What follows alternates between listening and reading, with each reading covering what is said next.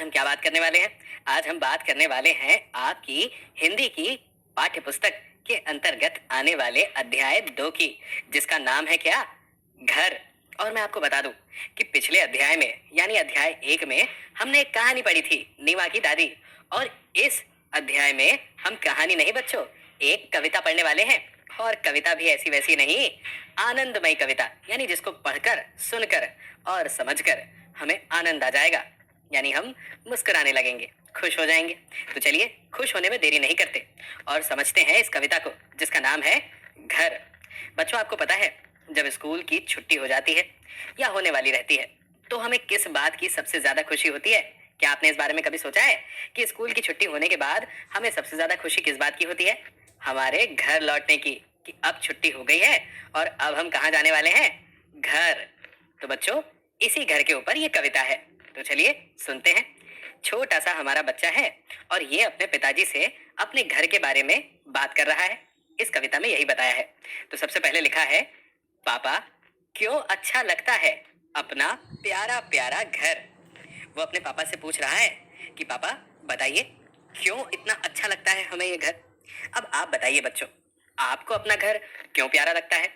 वो कौन कौन सी बातें हैं जो आप बताएंगे ये समझाने के लिए कि आपको आपका घर क्यों प्यारा लगता है?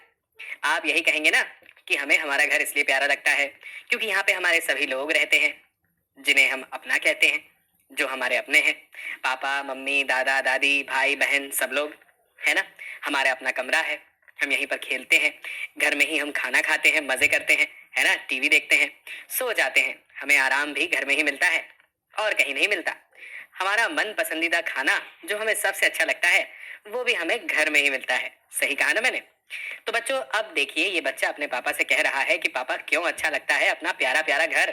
आगे कहता है, घूम घाम ले, खेल खाल ले, नहीं भूलता लेकिन घर।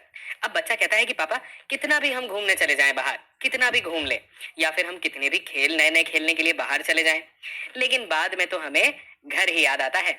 हम अपने घर को कभी नहीं भूलते। आगे लिखा है, नहीं आपको लगता पापा है माँ की गोदी सा घर। और वो कह रहा है कि पापा क्या आपको ऐसा नहीं लगता कि जितना सुकून और जितना आराम हमें अपनी मम्मी की गोदी में मिलता है उतना ही आराम हमें अपने घर में भी मिलता है। आगे कहता है, प्यारी प्यारी ममता वाला सुंदर सुंदर न्यारा घर। और जैसे हमेशा हमारी मम्मी हमें अच्छी लगती है ना, क्योंकि वो हमेशा अपनी गोद में हमें जगह देती हैं, हमारा ख्याल रखती हैं, है ना, हमसे प्यार करती हैं, हमारा भला करती हैं, अच्छा सोचती हैं हमेशा। तो ऐसे ही ममता की जो भावना है जो माँ के अंदर है, वही किसके अंदर है? घर के अंदर है। भाई घर भी तो हमारा खूब ख्याल रखता है, हमें बारिश से बचाता है, धूप से बचाता है, हमें थकान में आराम देता है ना। हमें सब कुछ हमारे घर में ही मिलता है। इसलिए यहाँ लिखा है कि प्यारी प्यारी ममता वाला सुंदर सुंदर न्यारा घर। आगे लिखा है बच्चों, कहता है बच्चा, थक कर जब वापस आते हैं कैसे बिछ बिछ जाता घर। अब बच्चों आपको तो पता ही होगा, जब आप खेल कर थक हार कर आते हैं तो क्या होता है? थकने के बाद में आपको करना होता है आराम। और असली आराम आपको मैदान में बैठने से नहीं, घर में आकर बैठने और लेटने से मिलता है। तो वो घर ही है जहाँ पे आपको सुकून और आराम मिलता है। आगे लिखा है, खिला पिला आराम दिलाकर नई ताजगी देता घर। और जब भी हम अपने घर आ जाते हैं तो हम एकदम सुकून में चले जाते हैं। हमें खाना भी घर में मिलता है, आराम भी, और नई ताजगी भी, एकदम ताजा हो जाते हैं हम, है ना। तो ये कविता थी बच्चों, जिसका नाम है क्या? घर।